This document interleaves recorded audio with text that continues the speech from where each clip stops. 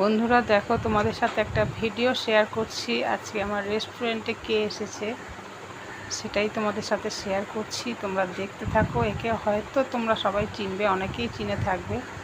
তোমরা দেখো।